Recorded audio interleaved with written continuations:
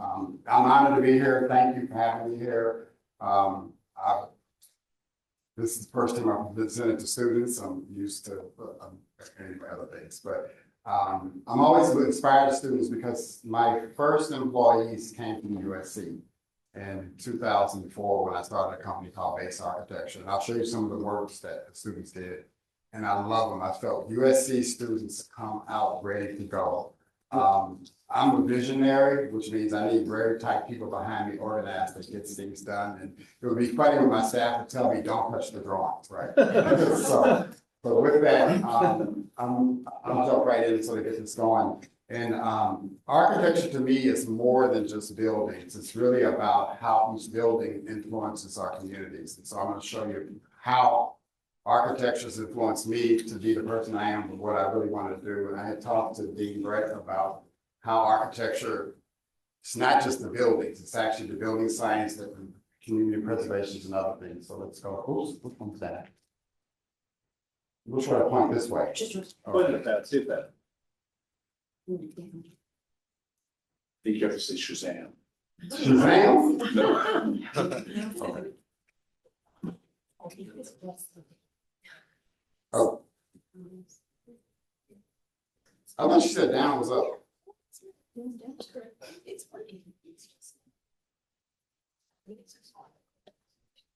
Oh, okay. All right, thank you. I'm going to talk about a project that I sort of fell in love with, which is crazy. As a developer, they always tell you never fall in love with a project because you will lose money. But I fell in love with wanting to change parts of Los Angeles that are looked at as underserved communities because I saw how they never received the magnitude of investment necessary to become successful. And the greatest thing was how do we grow communities out of poverty? And if you make that into a business transaction, then capital follows money. So this is kind of like what we're going to go through about, how my community shaped me to want to be an architect.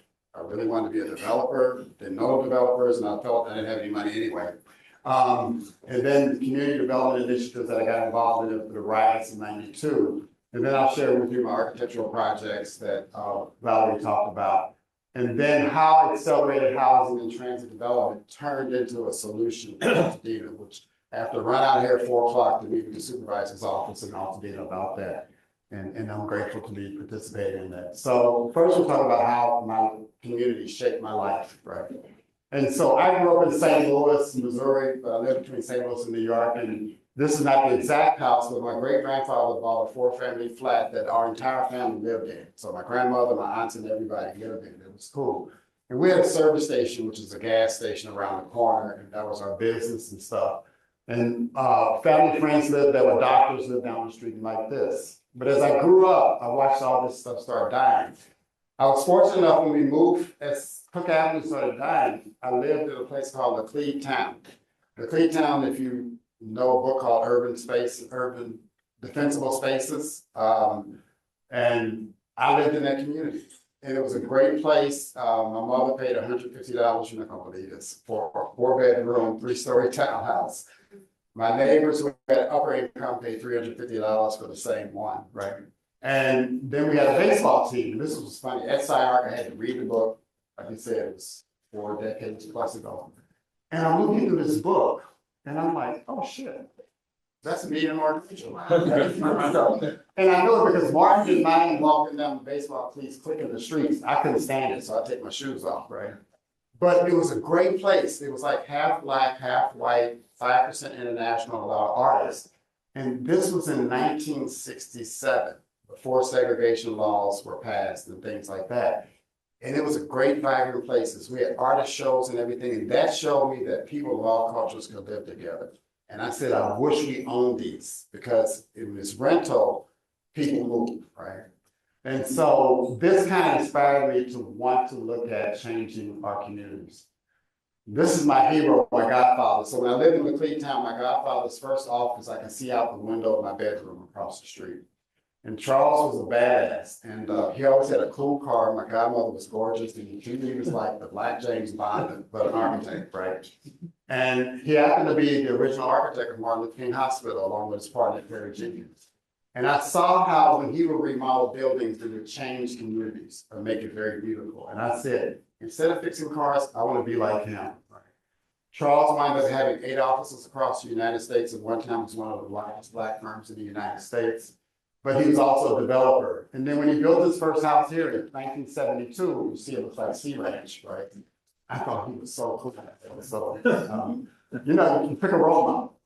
But St. Louis died. This is Legally town by the 1990s and things. And then this is Cook Avenue, there's beautiful houses and things. And I realized buildings and who's in it plays a role in how communities are successful. So, who's wrong with that? Sorry. So that was my experience. Came to LA and I decided I wanted to be an architect. I went to SciArc because it's all I can afford. And then my journey with Ray Cappy kind of became fun. And I was telling Dean Brett about this earlier. I worked for an urban design firm called Archiplan. And Archiplan did a lot of master planning of downtown. I did a lot of urban design studies. And I was fortunate to work on the preliminary studies of Third Street Promenade. And Third Street Promenade, when it became successful, it taught me about urban economics in terms of the uses of the buildings influence the quality of the street. And so Third Street Promenade, along with economic research, kind of influenced me in terms of understanding not just architecture, but how a house, a commercial building, and how much money people make influences the quality of life. So in West Hollywood, we tore down 2 single-family homes, and we built 12 townhomes, and they sold the grand opening, all 12 of them sold. And I started looking at this like, this could fit in Leimert Park. But people in Leimert Park were scared of change, and they were, be dismissive about new development. But then I started seeing how Santa Monica, West Hollywood became a city. I saw how they used transportation funds to rebuild the streets. And streets play a critical role in your perception of a community. It's like, I used to tell somebody, when I lived in the Crenshaw community, when I crossed Crenshaw going east, you feel like you put this armor on. When I drive down Sunset Boulevard going to UCLA or someplace, I feel like I can let my top down and feel cool. Well, that's a perception of place, but it's also the things around you that make you feel like that. So that made me want to start targeting federal funds for transportation dollars to invest into our communities. And I kind of tell you what's going on. So knowing all this energy, watching change, the riots happened, I decided I'm leaving architecture and I'm gonna go do some development because the community is asking for that stuff, right? Politics changed too. So this is funny. When my first project in 1983 with Archiplan were these stupid banners and things that you see on these buildings. They're still there today. No change. But at the time of the riots, I realized Crenshaw has no daytime economy, and meaning no daytime salaries. So I had a plan to build office buildings in Crenshaw that located government workers who were in buildings at that time full of asbestos and things to bring daytime salaries. And I had this dream of moving 10,000 workers because they made about 50 grand a year. And if we did that in about 9 or 10 buildings, you would add $500 million in salaries. Well, what that does is that makes cash flow start in the morning from coffee shops, lunchtime, and after. But most importantly, it puts good eyes on the streets. And I learned that because those sales taxes, when you generate a community, that makes a community vulnerable. I know this is not architecture, but it all comes back connected because I kind of think our industry, and I'm talking this about with Dean Brett, shifting us to how architects can influence capital to make all communities a better place, right? So this was a trip, and I lobbied Mayor Bradley, and I got $600,000 for Leimert Park to get rebuilt. Politicians stepped in and said, we want the community's design input. I was like, no, you want to build a park right away and go do it again and again. It took them 7 years to rebuild a park, and nowadays, I don't know if I got it, but Leimert Park has a fence around it, and you can't go in without permission. What they did understand was affordable housing. So I had about $17 million in projects and office building and things. This is what they allowed me to build. Some homes for first-time buyers. But this was I lost money on it, but I want to share with you what I did. I had to negotiate getting about $190,000 from the city. This lot was burned down during the riots. And I had to negotiate it because it was first-time buyers, getting $54,000 in silent seconds to sit there so that the mother of a single parent could put down $8,000 to buy a $154,000 house. So basically, she had to finance $92,000. These houses now are $700,000. Some of the children have gone on to have a new house as well. That showed me about the power of home ownership terms of what that does for a person. So I hope you kind of understand the context. Now I'll share with you the stuff that we like as architects. It was interesting. I was proud to work on these projects, but I never felt full. Okay, this is the transit station I designed in Compton with my team, the USC students that came from here, actually Mike Long and all them. And I'll share something with you. These were supposed to be full of bamboo. That was about 25 feet tall. But leave it to a city administrator to come out and say, well, we like this plaza. And actually, these boxes are expensive. And it's like 7 of them. They were supposed to be 25-foot tall palm trees. No, excuse me, bamboo. And what inspired me was the movie Crouching Tiger, Hidden Dragon. And I said, if I could have tall bamboo swaying when the trains go through, Compton would be cool. But really, what it's to be is to be the backdrop for the letters that you see here, right? This is interesting because I'll share with you what this project was. We were supposed to put a fuel and a bus washing station next to the existing Metro transit station. And I had to renegotiate the deal with the city to say, you do not want a bus washing facility next to your civic center across the street where people are gonna pass by. And if you saw Straight Outta Compton, this was in Straight Outta Compton. They would do the advertising and stuff. So I had it, and this is where architecture turns into a business strategy. So since they had federal funds, they had a total of $14 million and they were supposed to build all this stuff. And I said, you just don't want it. So how can I trick the city not to do it? So I said, they sat on the money for 7 years. So I ran up, if you spent all that money today to build all this stuff, it's gonna be like $36 million. And they said, you're not getting any more money. So I said, let's take the stuff out. And then I wound up demolishing the transit station and built a very tiny building that was this, to try to start the city to get oriented around transit and community development, all right? So after they actually gave us 3 contracts. They gave us a contract for the transit center, and then I put this Compton Community Center on the backside of the lot of the transit station. Because my goal was to get more people activity and movements all in a concentrated area. Redesign the streets and everything, this building won an award. And then this is courtyard that you don't even see on the backside of the transit station. So unfortunately, it took a long time to do this project. But all this, again, I never felt full. This is down the Willowbrook Transit Station. I was partnering with that with Stan Tech now. But I'm just showing this to you to show you some of my architecture work before I get into accelerated housing. One of the things I always was frustrated with was cities not knowing how to get money. And so Century Boulevard, I lobbied for them to get what's called safety route transportation funds to rebuild Century Boulevard. But this is where politics pushes you off. This is before Mayor Butts was there. I got the $3 million for engineering, and the brother who was mayor gave the contract to AECOM. And I was kind of like, what's up with that? So, but the goal was to make Century Boulevard, and this is what we can do. And I'll share this with you. I assembled the development team for LAX Northside. So if you're ever on Westchester Parkway, you see all that grass. LAX wanted to build office space and leases. So I brought together Johnson Fane, Emmett Smith as a developer and a couple other developers. And we were going to rebuild this within, the pandemic hit it and then wiped it out. But I kind of like this because we were moving their flight museum over to this site. And this is to be the Civic Center. And we decided we were going to have a runway that had all the aircrafts from the early flying from Wright Brothers aircraft all the way up to the Star Wars Starship, right? So we thought if we were coming to LAX, that would be cool to know this is the evolution of flight, right? So unfortunately, the pandemic killed it. Not to get political, but the person that made it happen is back in here, so we'll tell them. This is Hollywood Park. I didn't take photos. I tend not to take pictures of my work unless I have to show it to market for something. But this is the rendering. So I was the architect from Hollywood Park, the development across from the Intuit Dome. Right. And then the last thing I'll show you, the Intuit Dome, I guess I'm kind of proud of it because I was the executive architect when my company was. Again, the USC students participated in this along with city design. But we designed all this plaza area out here. And we decided to make it into sort of a modern version of mid-century architecture to bring Palm Springs to the corner. And then AECOM did this thing, It's kind of nice, but I just don't like the red color.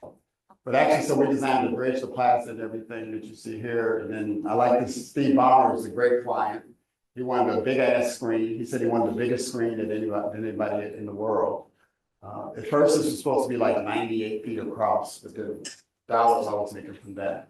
With this project, you have like these Spanish steps when you go down, you come across the bridge, it's like this great effect. And then we learned they monetize, because they face out of these steps that you can't see, they now change it to these different images. And that's how they monetize everything in the project. So I'm gonna stop there and right now, and first ask you if you have any questions about the project before I go into the other brainstorm that some people may have seen. So all this architecture experience, I always felt the passion of how can I get this energy back into underserved communities? And so if you look at our transit corridor, the A line, you know, which connects Long Beach and downtown LA, those are our two largest employments. But it's a hard ride once you leave Long Beach and you go through Compton, Watts, all the way to downtown LA. So this energy started coming up where President Biden got elected. And on June 21st, 2021, he passed an executive order called Justice 40. And he said 40% of all federal spending can be prioritized for underserved communities.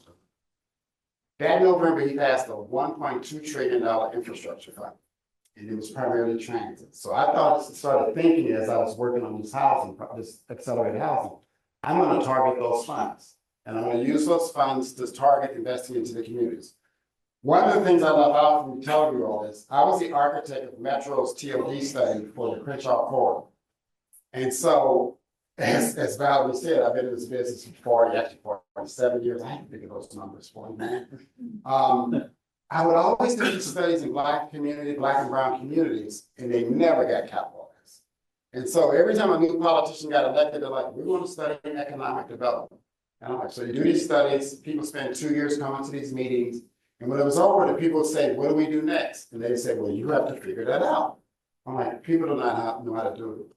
So I went down a rabbit hole and spent 5 years creating an investment strategy for underserved communities that target that. And it's called Accelerated Housing and Transit Development.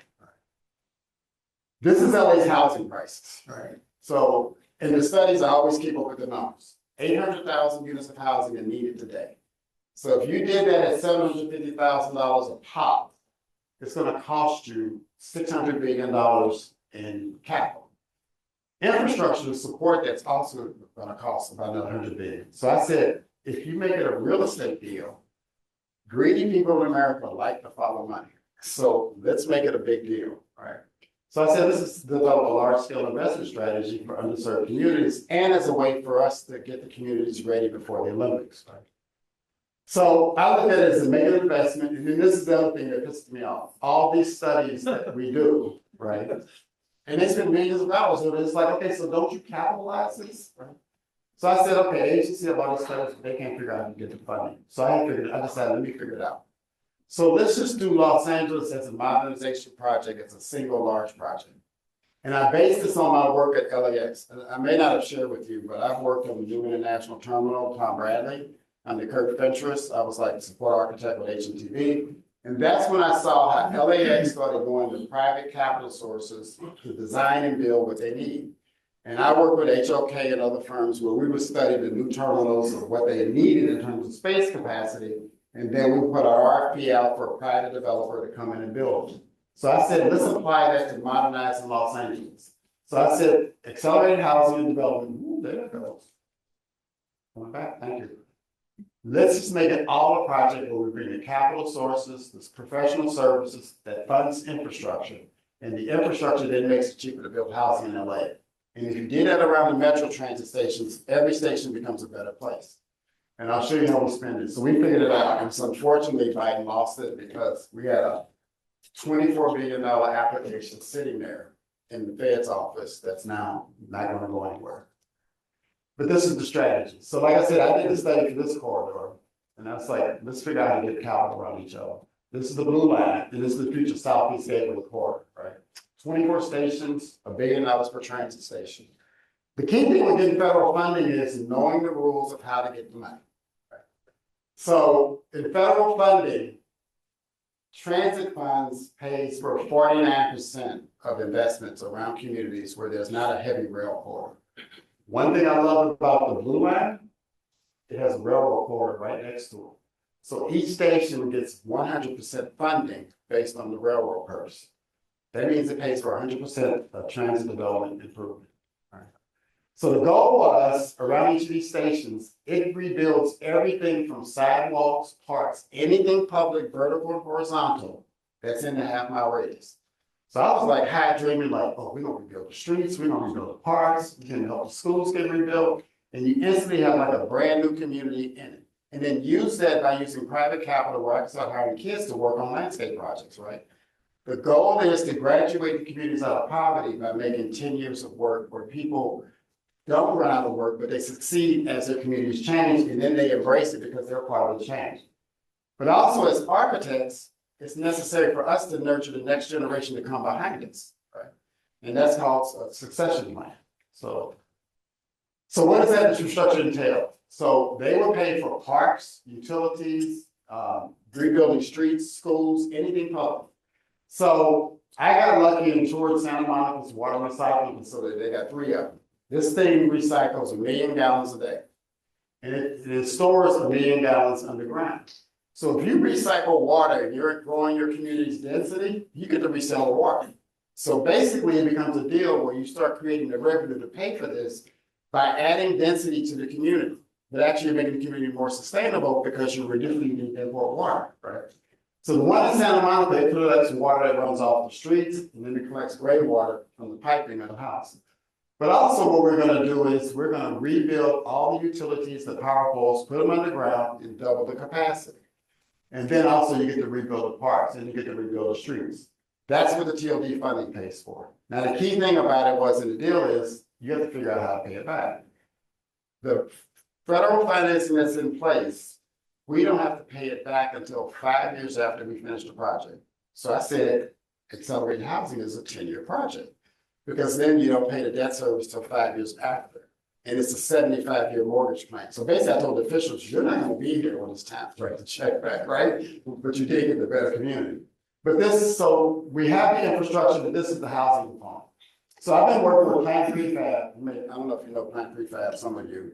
Ray Cappy started with Plant Prefab when he was living homes in 2006. These basically, this is kind of cool. These homes come from the factory and they go together like in one day. You can actually do 2 houses, 2 lots per day, depending on what you're on. So basically they come like this. So I said, based on that 800,000 units of housing we need to deliver housing like cars, right? Because you got to crank them out and they, you know, they can be good. So anyway, I'll show them to you. So working with Gibby, I don't know if you know, Mary Garcia had a design competition back in 2021. Some of the older architects may know this. And LA got 380 submittals could fit the street grid system for how to do, instead of single family housing, creating courtyard housing. So I teamed up with Karen and Gibby and Mia Lair, and I love this one because what this does is this puts 4 families, no, this one puts 4 families on the same lot. What that means is, instead of mom just living on the lot, she can now rent to her kids, grandkids, and everybody. But what I've done is I've changed that lot income from mom's 50,000 to 300,000.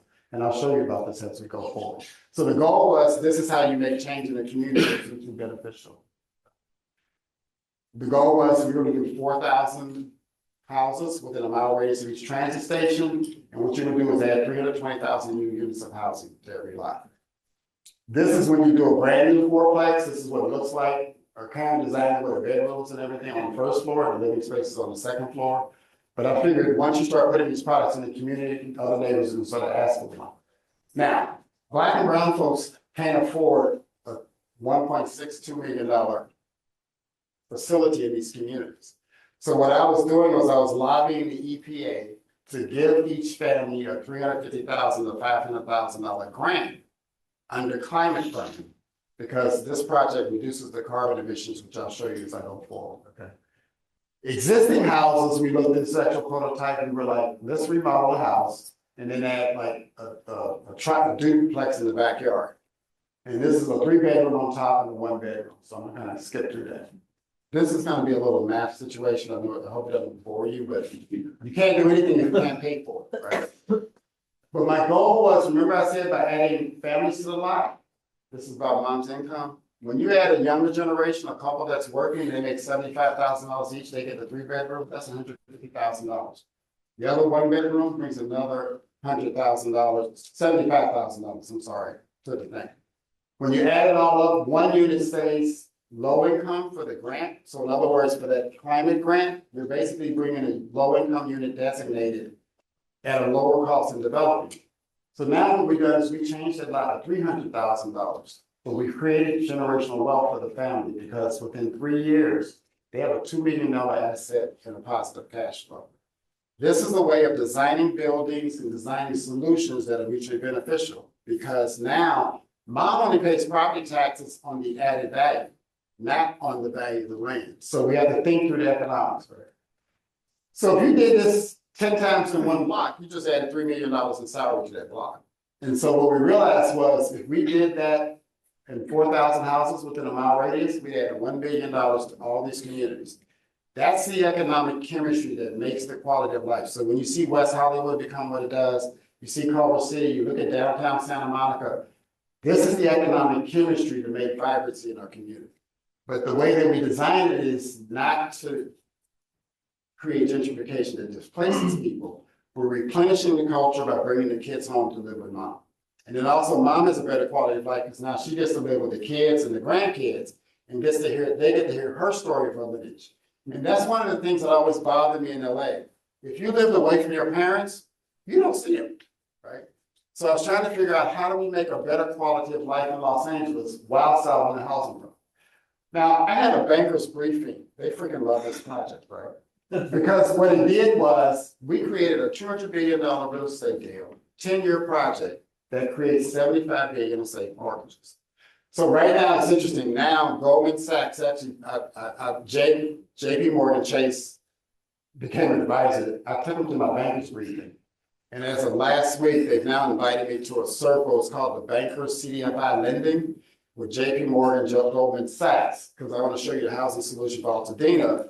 They're now asking me how can they participate. And I always dreamed that if I can make a deal big enough, I told the banks, you have to come in at 3% interest rates across the board. And then everybody comes in at 3% profit.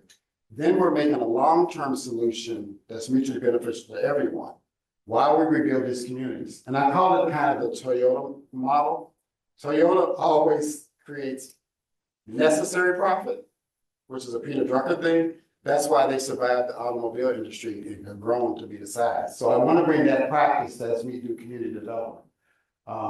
But this is what this whole project does. It brings about $300 billion to LA's economy, right? That's economic development. So I had a global think tank look at this called McKinsey. And I'll share some information with you. When I first went to McKinsey, I was asking for $18 billion in federal funding.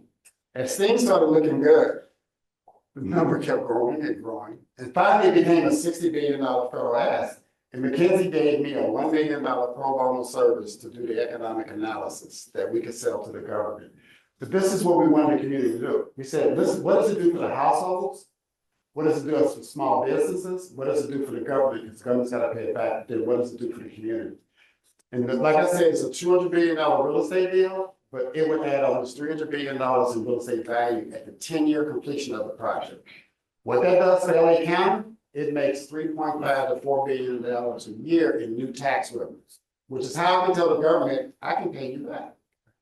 Sales taxes, which is how Metro gets funds to pay for our transit infrastructure, and we have all these homeless services, it comes out of this.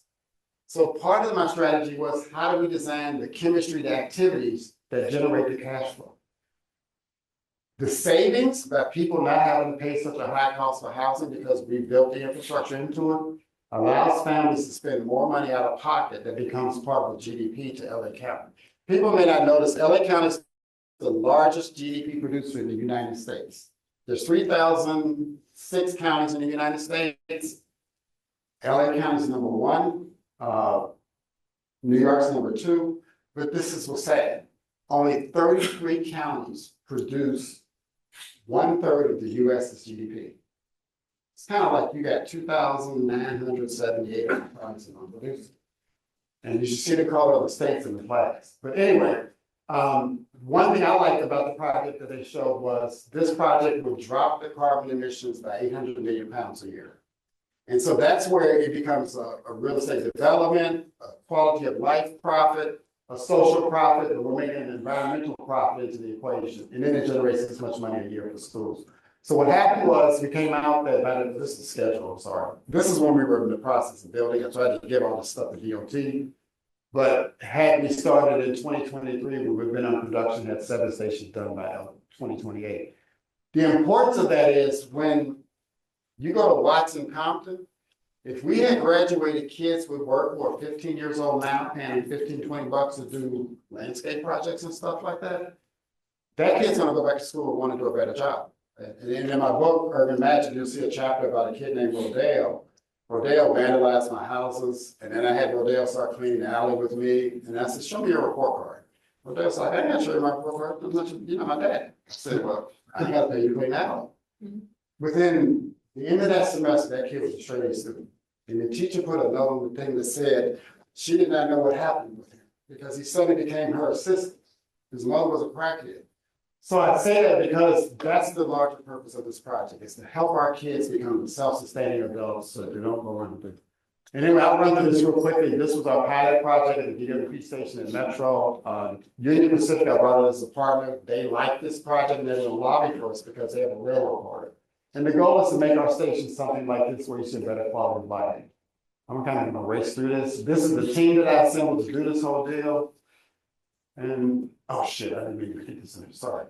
This was the federal application for the 12 billion because some political leaders thought 24 billion was too much to ask for. But anyway, all that's downhill, so I'm gonna fast forward. This is U.S. Department of Transportation. She said nobody had considered the project at the scale. But what it was gonna do was bring about $60 billion, and you know what happened afterwards. So my problem that made me frustrated is LA constantly leaves money on the table. So we have to figure out it coming back. But now I'm gonna fast forward to kind of wrap this up to show, I guess there's always miracles. So we decided to apply this to Altadena community as a method of preserving the community so they don't get taken over by the market forces. And so what we've done is we transformed this into a rapid housing solution for Altadena. This is the separate company I set up. This is a nonprofit project that's being sponsored. And I'll tell you, I'm just gonna jump right into where we are. So we had these briefings with the bankers and so forth, you can see up here, and that's the bankers that want to lend to the community. List wants to put $300 million, so I'm trying to do the deal so that we can hurry on and get this going and get it started. I'm kind of gonna fast forward. But this is the solution. We're gonna put the families in RV trailers like this for like up to 9 months, because then we can put the family back on the lot. The Army Corps of Engineers is gonna start clearing the lots, I think, next week. They'll be done in 6 months. And we want to start trying to help the families get back to some sort of normalcy. And my thinking was, let's get them back on the lots where they live as fast as possible. And then have their neighbor be able to live next to them. So that the kids that knew each other can start seeing each other. And what we're gonna do is we're gonna lease this for about 9 months to 12 months. Keep it in the budget of FEMA. FEMA gives each family $43,200. So I have to make this work for the families not out of pocket, because then they get another $43,000 for out of pocket costs. So phase 1 will be this, putting the trailer on. Phase 2, we're gonna do a prefabricated duplex, a 3-bedroom and 1-bedroom. Once this is certified by the state, you can crank them out. But at the same time, we don't want our communities to look like Houston, like, you know, which house is yours? But the purpose is this allows the family to move the trailer, and then we will rebuild the front house either to its original architecture, meaning in terms of image with fire safeties, or a better version of it. Because Pasadena and Altadena had a lot of craftsman houses, Green Brothers things. So phase 2 will be adding the triplex and then building the permanent house. And so I'm just gonna show this to you. This is the RV. These are pretty cool. We're gonna put a 10-foot tree at the sidewalk. Because the Army Corps of Engineers taking out all the soil for the first 6 inches, what we're gonna do is put the tree 10 feet at the sidewalk and add new sod. And the purpose is, as each family comes back, the community starts becoming green. Then they'll put a water filter on there. This is the trailers. This one's got a washer and dryer. I mean, it's kind of cool for 9 months, right? And then, as I said, do a duplex in the back, and then put the house, build a new house. And then we're also at this point, we're applying for a federal grant right now to build a 4-plex. We're actually seeking about $12 million to help build the first 4 to 5 houses that we rebuild where the people do not have to pay their money back. Also, I'm still ambitious. I want to get federal funds to try to get water recycling, because part of the thing is we need to put the power poles on the ground. but use that to leverage the utility companies, DWP serves Altadena as well as Southern California Edison, to leverage to put in a new infrastructure that takes the demand of the new housing that we put in. And I think that's kind of, and yeah, now we talked about a work book. So that's what I wanted to share with you all for right now. I'll be happy to take any questions, and I kind of hope that gives you an overview of my stuff, in a sense.